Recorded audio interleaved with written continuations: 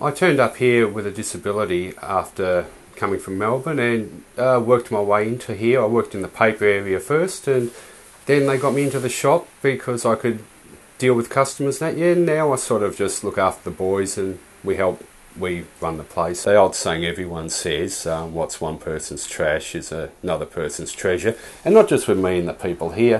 One person will say, oh dear, that's too much for that chair. 5 minutes later, another person will walk in and say, oh, that's cheap, I'll grab that. So perspective's a funny thing from person to person. Oh, we've had boats, cars, many boats, a few cars, caravans. One of the funniest was it wasn't an ultralight, but it was like a kit airplane, a mini Cessna sort of thing, without the motor. They put it outside on top of everything. We have people who come here who work at Defence out at Avalon, and they emailed photos across the net, and particularly the Americans turned around and said they're so rich down in Geelong in Australia, they throw airplanes out at their local tips. So. Years ago, people would say, you know, does this radio with the lead chopped off work? Yeah, so, you know. So what do you say to that, you know?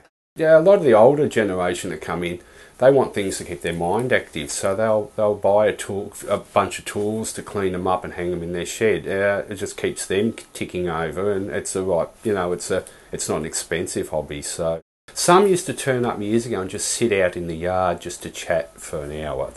They'd just be sitting out there. Yeah, a few of them are gone now.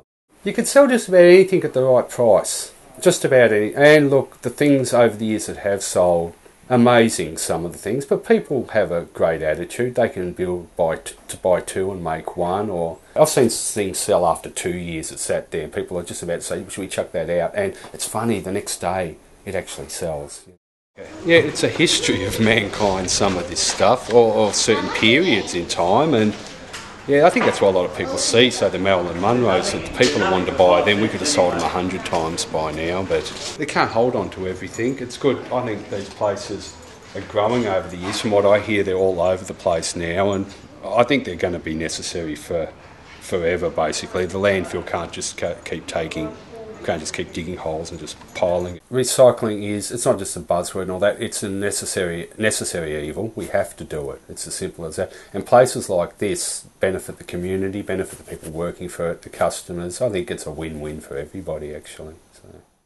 No, I love this place. I've loved working here all these years with these boys and the people, and coming from Melbourne and meeting all the Geelong people. It's been fantastic. I don't think I would want to be anywhere else. I had my chances in Melbourne to do. I think I've done the biggest things here, and I wouldn't change it for the world. So.